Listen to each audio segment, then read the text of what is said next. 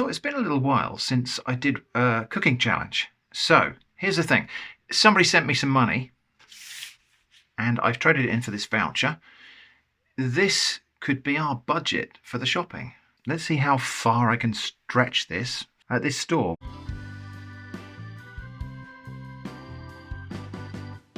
So yeah, that voucher was sent to me kindly and very unexpectedly by a subscriber who I had a conversation with about some detail of scams and such.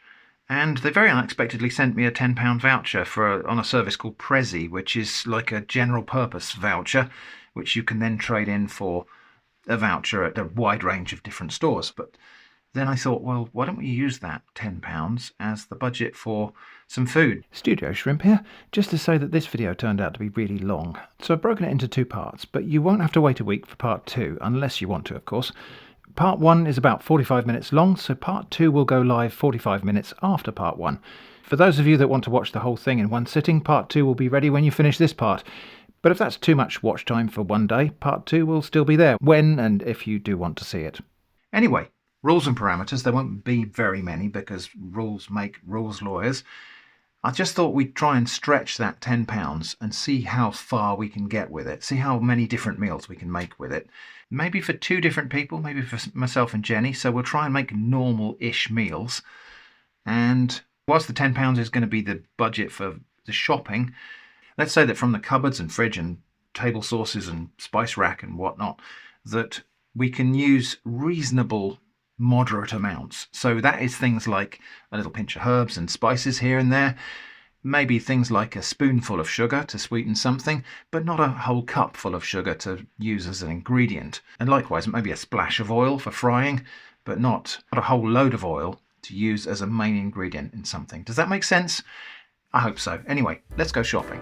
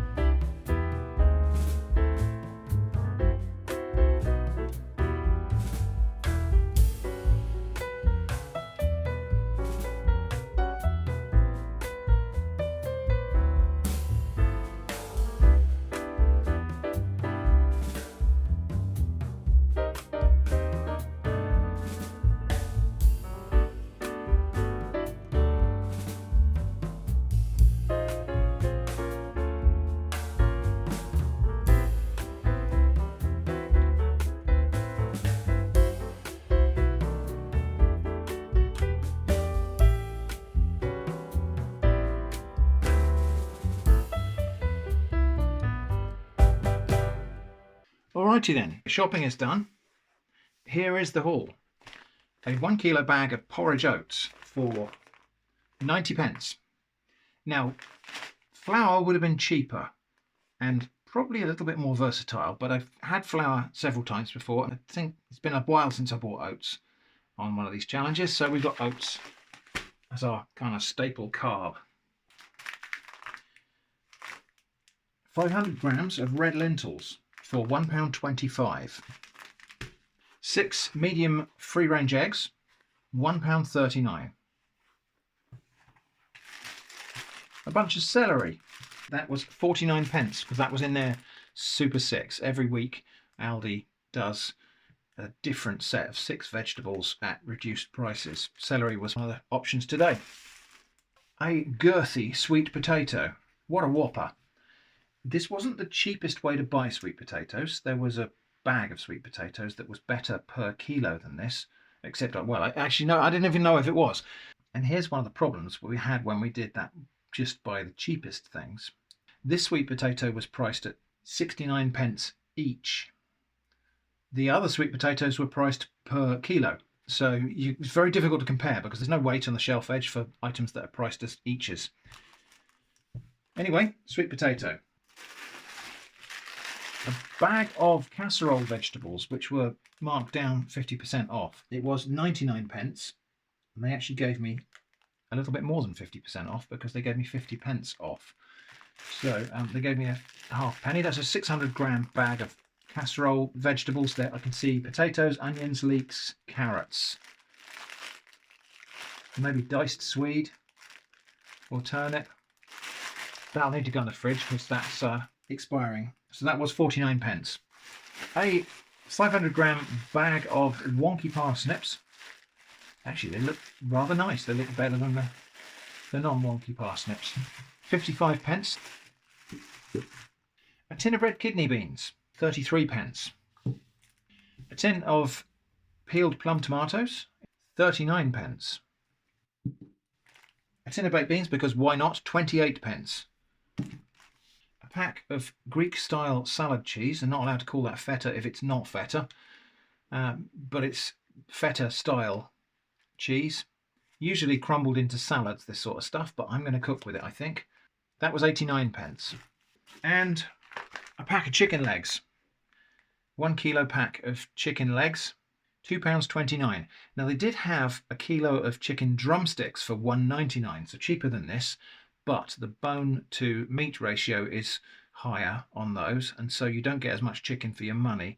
So I decided to spend the extra 30p and get the chicken legs, because this has got thigh meat on it as well, which is really the best bit of the chicken as far as I'm concerned. So that was £2.29. So that lot altogether came to £9.94. So we've got 6p left over. What should we blow it on? So that's the haul. And even though tomorrow is not Sunday, we're going to start tomorrow's cooking with Sunday lunch. Do you know, I do find it slightly annoying when bags like this come with a little sticky tab. And the story is you're meant to be able to stick that back down after you open the bag, but they always split when you open them. One thing I don't have is flour. And I would have liked to have flour because we can make bread, we can make flatbreads, pancakes, all sorts of things. So I think we'll blend down some of this porridge oats and try to make that down to a flour-like consistency. And I think we may also do the same with some lentils and see if we can make a kind of lentil and oat flour. So I think the machine to do this with is the handheld blender. And I think there's a fair chance that this will just fly out of here when I try to blend it with this thing. So I've just cut a piece of cardboard.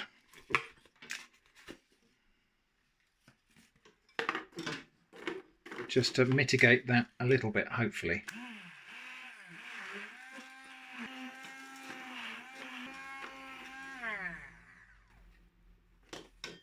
Well, it seems to be working. So I think what we might do is just try and sift that a bit. Sift some of the finer stuff out of it. Put the coarser stuff back in for another go. Now I did say I was going to make normal-ish recipes for this, and I am, but you know, I can't help wanting to experiment a little bit as well, which is what you're seeing now.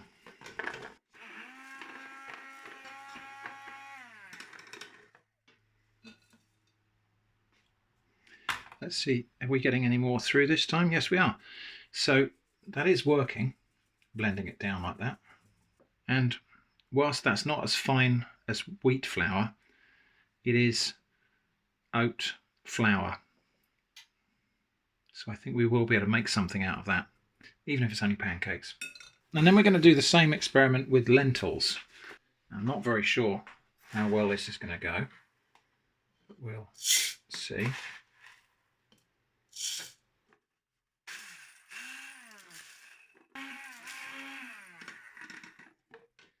Yeah, I really did need that cover for that bit because they really did want to fly up. Lentil dust. Don't breathe this.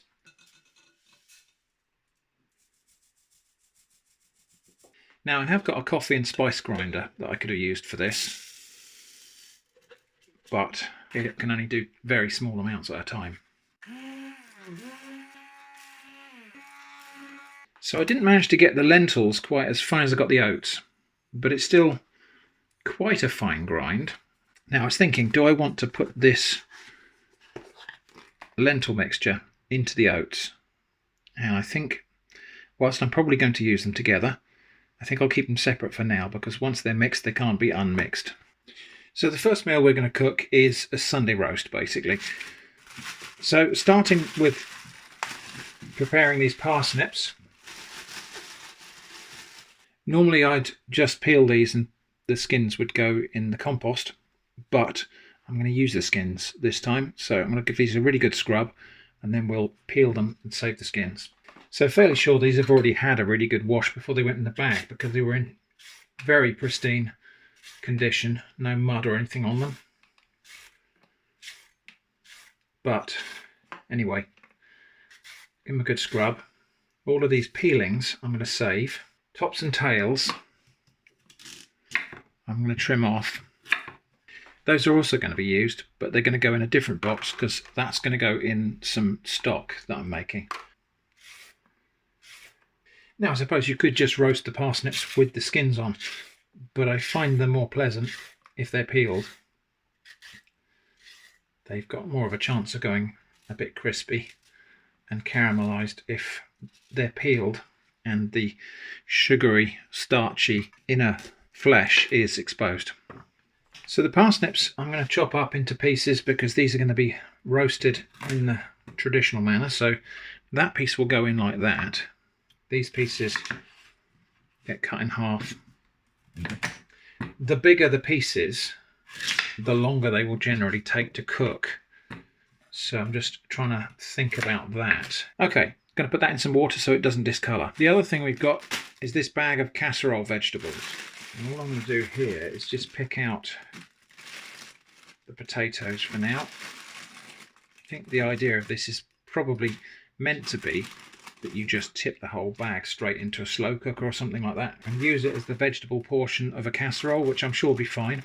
I'm going to lazy peel these, so I will just take off about a quarter of the skin, like that, just again to expose some of that starchy flesh underneath there, because that will crisp up when they're roasted. So I'll just take out some of these leeks and other bits and pieces. That's about enough of that, I think. So this, together with these peelings and some of the cheese and some oats and an egg and some seasonings, is going to make a savoury flapjack, and I'm going to prepare that now so that we can bake it alongside the roasted vegetables in the oven. Also, this sweet potato, I'm going to have maybe about a quarter of that, including the skin, in the food processor first. The sweet potato. Is about right. The leeks, carrots and parsnip peelings and bits also going to go in there. Pretty good. And this cheese, about, well, let's say half of that is going to go in there. And the brine. Since the brine is just salt water, we might as well have that for seasoning. That's good. Right, back over here, that mixture is going to go in a big mixing bowl. There's quite a lot of it. And we're also going to have some dried mixed herbs. about half a teaspoonful, and some oats.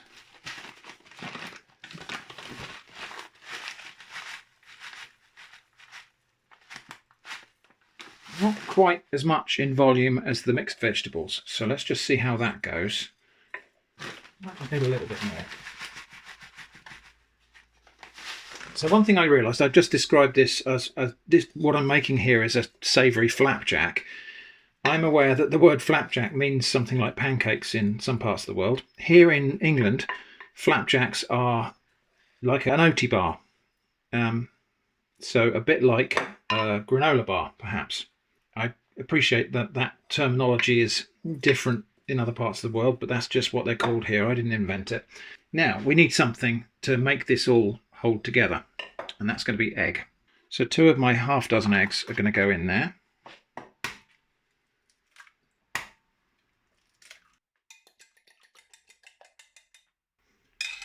Okay, into that mixture, and then we'll mix those through quite thoroughly, because that's hopefully going to be the thing that binds that together. That and the cheese, and I think to a certain extent the oats will as well, because the oats will kind of go a little bit doughy. Okay, now I can't taste this because at the moment, because it's all raw anyway, so there's no point tasting this. The cheese that's in there is quite salty, so I don't think it's going to need a lot of seasoning, but I'm going to use some of this. This is vegetable stock powder. It's a little bit salty. Now I've just got to find a baking tray that's approximately the right size for baking this into flat pieces. So I think this is about the right size. We'll see in a minute. So this is going into a lined tray, and I'm just going to push it down flat, try and flatten it out into an even layer. Yeah, that's about right, I think. So it's about maybe 1.5 centimeters thick here. I'm going to press it right down because I want this to bake together into pieces that can then be sliced up. Okay, there we go. And that'll go in the fridge now until it's ready to go in the oven. So I'm just going to prepare the chicken for roasting now. And one thing I didn't mention about choosing chicken legs over chicken drumsticks is the pack weight advantage. So this is 1 kilogram E. That E means estimated. It means basically across the whole batch, they have to aim for 1 kilo. They don't weigh every single individual pack necessarily. But here's the thing. So if you have to put 1 kilo of chicken legs into a pack, you have to round to the nearest chicken leg. And that means we've actually got 1,300 grams, minus the pack weight, obviously. But we've got like nearly an extra 300 grams of chicken in this pack because they had to round up to the nearest chicken leg. If that had been chicken drumsticks, they'd have only rounded up to the nearest chicken drumstick. So you might have only got an extra 20 grams or something like that. So these packs, especially if you have a rummage through and pick out the ones that look really full, you often get a bit of extra chicken if you buy chicken legs. Now I want to reserve a little bit of this meat for making something separate. So I'm going to take out, let's have a look, we've got 4 chicken legs in there from one of those 4-legged chickens. But I want to reserve some of this meat for use in something else. So let's just see what we've got here.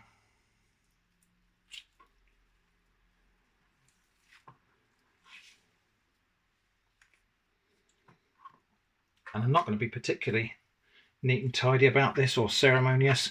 I'm just going to fill it off that chunk of thigh meat there.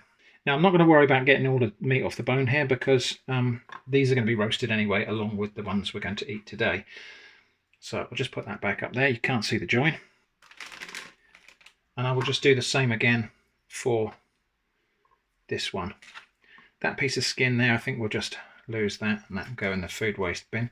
I know some people get really icked out by the fact that there's still some feathers on there. It doesn't bother me very much. A lot of things don't bother me very much. But yeah, it's just, this was once an animal with feathers. That's just the reality of it, really. That'll do. And again, that skin can just go back over there so that when we roast it, it'll just protect that from getting too burnt. Right, this bit of chicken meat here, we're going to make something with it. And what we're going to make is something a bit weird. I know I did promise that we weren't going to make things weird, but here we are. I want to make a pie. I want to make something that can be carried out and put in a packed lunch and eaten as a pie out of hand, which I would normally use a pastry crust for, but I don't have any flour to make pastry. I could try to make pastry with the oats and maybe with the lentils and maybe hold it together with the egg. I have a feeling that might fall apart. I have a cunning plan. And this is a bit of a callback to a video I did a while back about something that I called the all-meat pie, where I made a steak pie, but the crust was made from turkey. And weirdly enough, it works. So anyway, I'm just going to blend this chicken meat down until it's like a sausage meat texture. Now while we're here, and because it'll be nice, I'm just going to put a tiny little sprinkle of garlic granules in there. Okay, I think we're there. And this next bit might get a little bit messy. I'm just going to put some oats on this surface here. I've got my finely ground chicken meat. So 2 equal portions. Roll it into a ball like that. And then flatten it down on top of here, trying to keep it together in a disc like that. And that seems to have worked pretty well. And likewise the other one. Then got these little non-stick pie dishes.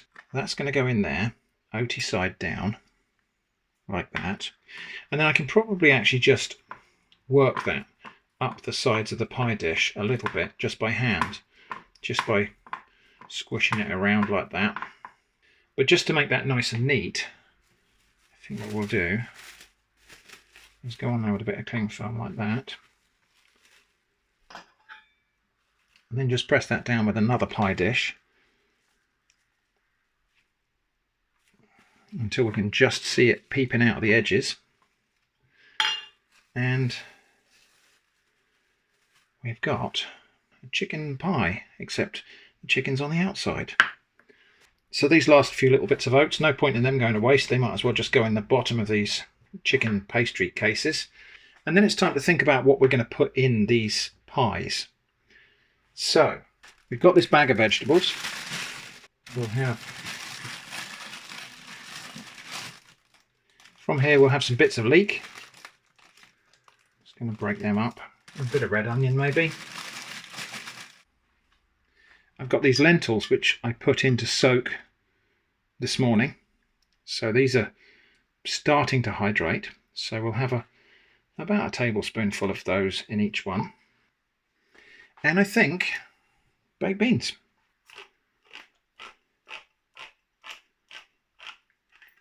These are very cheap baked beans. As you can tell, there's about that much just liquid sauce on top of the beans. That's fine, because I'm not going to waste it. That sauce will definitely get used. But what I want here is mostly not sauce. Of course, the beans, the advantage of putting something like this in there is that beans are obviously already seasoned. These have already got salt and spices and everything in them. So yeah, we'll have a little bit of the sauce there just to make sure that it doesn't completely dry out. There we go. Chicken and bean pies. There's still over half a can of beans left there. I'll decant them into something else later. I'm internally debating whether to put chicken skin on top of these pies. I could take this chicken skin off those 2 joints and spread that across the top of the pies. It's tempting, but I'm not going to. I think we'll have some oats on top. Like a little handful of oats on each one like that, just to cover things up. And then some more of this cheese. Now I want to save some of this cheese for tomorrow's meals, although these pies are part of tomorrow's meals. I'm just going to crumble up a few little bits of this cheese, maybe about half of what's left here. Just put that on top.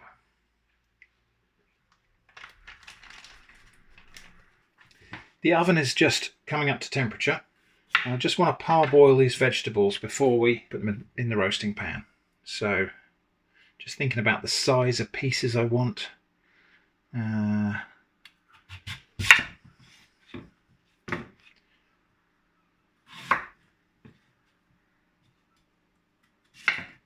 again, the size that you cut them will influence the speed at which they cook. That's about right. All of this is going to go in this pan and get parboiled. So that'll just go on until it comes to a boil. Okay, that's boiling now, so we'll get that down to less than half. And I'm just going to let those simmer until they start to soften. And it should be probably pretty much about the same time for all three. Normally potatoes would take a bit longer than sweet potato and parsnip, but they are tiny little potatoes, so I think they're all going to take about the same amount of time. The oven is also up to temperature now, so my pies and my savoury flatbread are going to go in. I'm going to set a timer for half an hour because I don't think those will need much longer than that. These vegetables have softened a bit, so I'm going to drain the water into that jug. I'm not throwing that away because that's got lots of flavour in it. That's useful for gravy or soups or whatever. Then those vegetables, I'm just going to give them a little splash of oil. Shake them up a bit, which will help to break up the surface, but also just spread that oil all over them. And then into the roasting tray. And now these chicken portions, the ones with the less meat in the middle,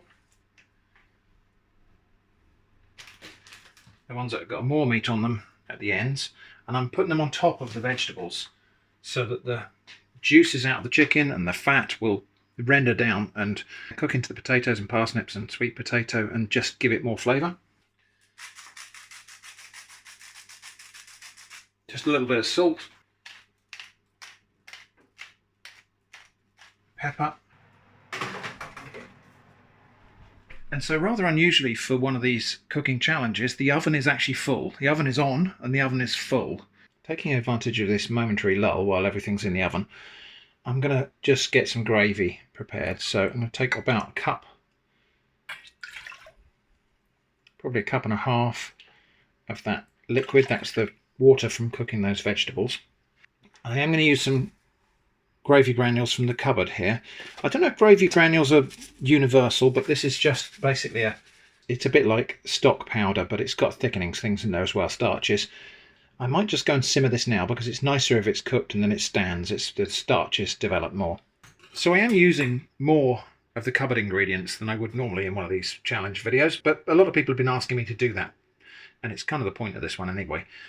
So we'll keep a reckoning of all of the things I've used out of the cupboard, because that's just data when we come to do the analysis. Okay, so that's nearly at a simmer now. I'm just going to look at it for, it needs to be a little bit thicker than that. But I don't like to put too much of this gravy powder in there because it tends to be quite salty. So for additional thickening, I'm going to put some of this fine oat powder that we made in there instead. And because that's going to sit there now and simmer in the residual heat, I've turned the heat off now, but I'll leave that kind of half on the ring. Those oats will get completely cooked in the liquid. So that's the gravy done. That'll just need bringing back up to temperature just before we serve. And my half-hour timer is up on the flapjack and the pies. Let's just have a look at those. So these pies, I mean, look how much that looks like pastry. That's chicken. I'm going to probe them just to make sure that they're piping hot in the middle. I don't know, maybe they could have another few minutes just to crisp up a little bit more on the top. And the flapjack, well, it's doing okay. It's not quite cooked evenly, so I'm just going to turn it round. And it still feels very moist, so that's going to go back in. And I think we'll give that another 10 minutes too. Okay, 10 of your Earth minutes have elapsed. I think those are about as done as they need to be, so those are going to come out now. The flapjack thing, I just think it could do with a tiny bit longer just to crisp up some more. So we've got roast root vegetables and chicken in the oven and gravy on the stove. Just going to think now about what we're going to have with that. And I thought some kind of braised vegetables might be quite nice. So 4 sticks of celery. Just give them those a little wash. Tops and tails will go in that box, which is going to be used for stock a bit later. And then this celery, I'm going to just cut into centimetre thick angle slices like that. And then out of this bag, I'm going to pick up carrots. And I think this stuff is Swede, which is might be known to you as rutabaga. Or indeed, if you're north of the border, it might be known to you as turnips. It is interesting how often on these challenge videos we end up unsorting something that's an assortment. Well, I think these carrot slices, I might just cut them in half. Just have that roast chicken and vegetables out of there for a moment, just because there's a lot of liquid in the bottom of this pan, which we need to do something with. So the first thing I'm going to do with it is just baste the chicken. Most of that is running off and going back down into the pan, but that's fine.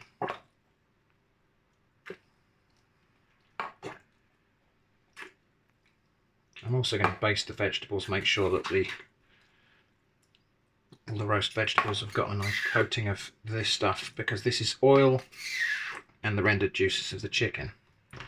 The next thing that's going to happen is all of this liquid is going to come out of here just temporarily with the basting pipette. I don't know if you can see it, but there's a line between fat and juice, so we can take the pipette right down into the bottom there, and everything we're picking up there is just the juices, and that comes out. And then this lot, which is the fat, can go back over the top of the stuff we're going to put back in the oven. And yeah, I think to kind of enrich that gravy, that liquid, which is mostly chicken juice, can go into the gravy. In fact, we're going to have some of this fat out of here into this frying pan. Savoury flapjack, well, actually, just looking on camera, that's not really representing it very well. That's now nice and crispy. So that's going to come out. It's shrunk back from the pan a bit because it's lost some of its moisture. So that's fine. The tin is still super hot. It's upside down at the moment. I'm just going to see. Yeah, it's probably going to come off better when it's hot. Pretty good. And I also get to have a little taste. And it tastes fantastic. So these pies, I did manage to get them loose. Just ran a knife around them, and they are loose from the trays now. However, tiny little bit greasy on the bottom because that is chicken. So just going to wipe that with a bit of kitchen paper towel. Yeah, just because I think that stuff there, it might actually be gelatin out of the chicken, and it might set solid and stick them back in there. It tastes good. Breakfast is going to be one of these chicken crust pies. Now, first thing to say about this is it actually looks pretty alright, I think, for one of the things I've cooked on one of these videos.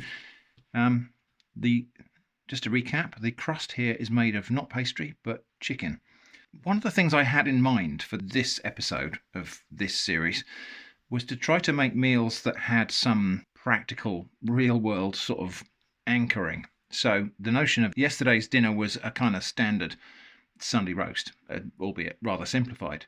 I thought some of the other things might be, okay, what could you take for a packed lunch?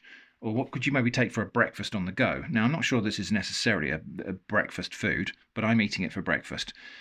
But that's something that could go in a packed lunch. Actually, it doesn't look so pretty when you look at that side, does it? But that's something that could go in a lunchbox, perhaps with an apple or something else. But anyway, there it is. And you could, in theory, pick that up and take a bite. In fact, let's give that a test.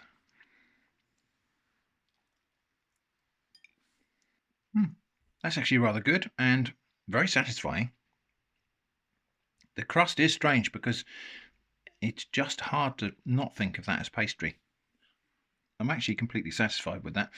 It's better than a pie you might buy in a petrol station, chiller, for example. It's definitely nicer than most of those sort of offerings. One thing I was slightly concerned about was whether the lentils would be fully cooked. So let's just give that a test. Yeah, they are. So just baking them and stewing them in the sauce from those baked beans has cooked the lentils. And obviously some moisture came out of the chicken as well when it was baking. But yeah, I'm really happy with that. Actually, that's not a bad pie. And I'd be happy to eat that for lunch. I'm happy enough to eat that for breakfast. I'm not sure if anybody would be able to tell you straight off that this pastry is made entirely from chicken, well, there is perhaps one person who might be qualified to make that judgment.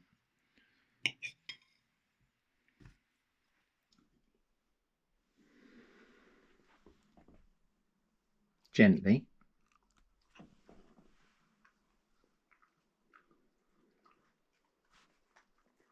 Is that good? So yeah, well, there you go. A pie with a crust made from chicken and a filling made from vegetables. That was a pretty good pie, and I think that would stand warming up in a microwave as well. Chicken, crust, pie. The chicken is the pie. Looking in the oven, the chicken I reckon has got about another 10-20 minutes, so I'm just going to braise these vegetables now. I'll get the pan up to speed. This fat is the fat that came out of the roasting tray, but I will just have a tiny little bit of butter in there. And like I say, I am using more of the cupboard and fridge and whatever ingredients, and I think that's important actually, because what we're seeing here is what little things does it take to make a difference between food being inadequate versus delicious, because that's often the case in these challenge videos, is the food just falls short of something because it needs a little bit of flavour, a little bit of something. So this is about discovering what those little things are that we really do need. Right, before that goes completely crazy, the celery and the carrots and swede are going to go in there. And we're just going to let them cook in that fat a little bit, stirring occasionally just to get some browned corners on there. So I'm just seeing the indications of little bits of browning here on some of these vegetables. So now it's time to get some stock in there, some vegetable stock, which is going to be the water from boiling the vegetables earlier. First we'll just have a little bit of pepper, a little bit of salt, and then, now you might think putting liquid into a hot glass pan would be a disaster,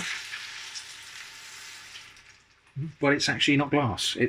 This is a ceramic pan with a weirdly negative coefficient of thermal expansion, so it doesn't explode when you put wet things into the hot.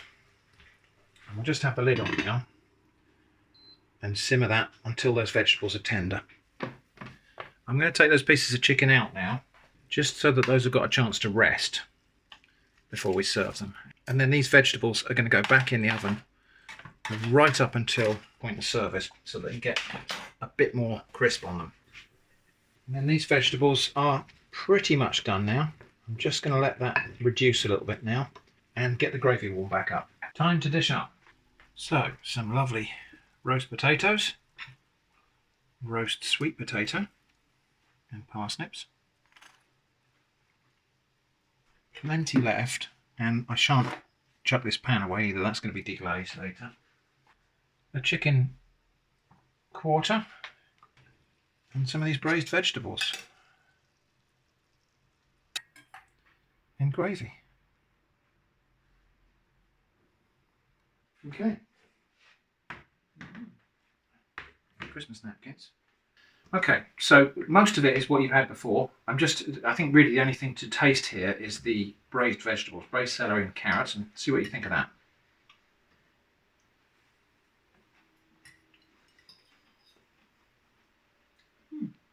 Good.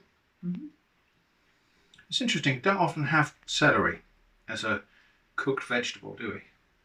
I mean, we have it as cooked in sauces or raw in salads, but actually as a cooked vegetable, it's not really common, is it? Not these days, no. But it's nice enough, isn't it? Right, okay. There is a bowl there for your chicken bones. So just to get a look at all of this, so the chicken is nicely cooked. Parsnips are lovely and tender and fluffy inside. Potatoes, probably not quite the right kind of potatoes for roasting, but they are nice and crumbly inside and crispy on the outside.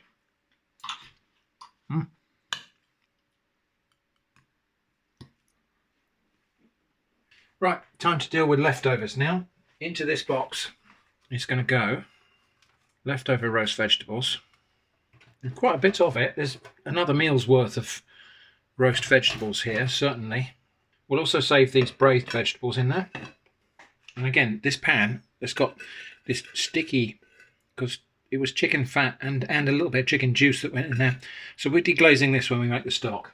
And then finally, in terms of leftovers, there are these chicken pieces here. These are the ones we carved the chicken off of. So we'll just save the bits of chicken. A bit of crispy skin there, I think I might save that. So any actual chicken meat is going to go in the leftovers box. Bones into this dish here, because we are going to make stock in a minute. Right, that's actually a fair old bit of leftover chicken in there. So that's the leftovers. That can go straight in the fridge now. It's actually cool enough to go straight in the fridge. We're on the GoPro now, so you have to forgive the mobile footage because my other camera ran out of battery. So those vegetable trimmings from earlier are going to go in that pan, together with chicken bones and all those little gummy bits of gristle. So that's not a bad base for stock already. And then we've got these pans. So that's the one that the celery was braised in. I've just deglazed that with a bit of water. The water that was left over from boiling the potatoes and parsnips. So it already had some flavour in it. And then that lot also goes into the stock pan. Might just need a little bit more water to cover it. I'm not going to put much more water in there because I don't want to make weak stock. So just a splash more water. That can then go on. We'll bring that to the boil. As soon as it's simmering, we'll turn it right down and we'll leave that to simmer for an hour. This leftover gravy, not really sure if it's worth keeping that, and I did and ah about that a little bit. But then I decided it's easier to change your mind in the direction of saying, no, we don't need that, than it is in the direction of, oh, we did need that. So again, I'll put that in the fridge and we'll see. We might not use it. The rest of these vegetables are looking a little bit tired. They are still okay, but I think if I keep them one more day in the fridge, they might start to spoil. So I did pick out a couple of bits of onion in there that looked just like they needed using right now. And they've gone into the stock pot, which is going to simmer away for another half hour or so. The rest of these pieces here, I want to use them for making soup. It doesn't really matter too much what they look like, but I don't want them to have actually spoiled. So those will go in the box. I'll put them in the freezer overnight. They'll be fine. We'll just tip them out and cook them from frozen tomorrow. Right, okay, and the last bit now, which is all this chicken stuff, is going to get strained. And then what we've got in there is delicious chicken and vegetable stock. There might be some little bits of chicken in here Eva can have as well. As soon as that's drained properly and cooled down a bit, that can go in the fridge. It'll set into like a jelly. Now, I'm not going to subject Jenny to every little bit of nonsense I get up to on this challenge video. However, I hope and think she will like this savoury flapjack. So for Elevenses today, we're going to try a piece of this. So Elevenses is like, you know, late morning snack. It's not quite time for lunch, but we need something to keep us going. So let's give this a try. Now come and join me for Elevenses, not you, doggo. So this is savoury cheese and vegetable flapjack. Oh, let me know what you think, Jenny.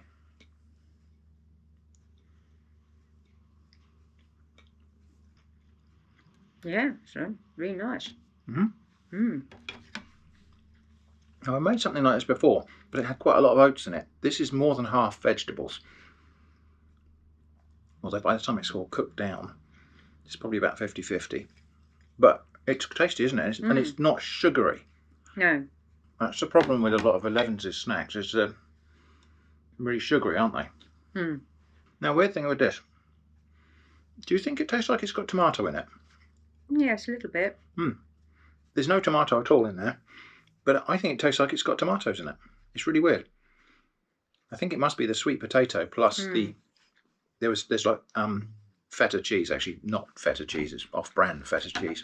But I think it must be the acidity of the cheese plus the sweet potato. Is that all right? Yeah. So that's the end of part one. I hope this has been interesting so far. In part 2, we're going to use some of those leftovers and remaining ingredients to make some more meals and snacks. Part 2 will also include my ratings of the dishes, plus conclusions and lessons learned and all of that stuff. Thanks for watching part 1, and I hope to see you again soon.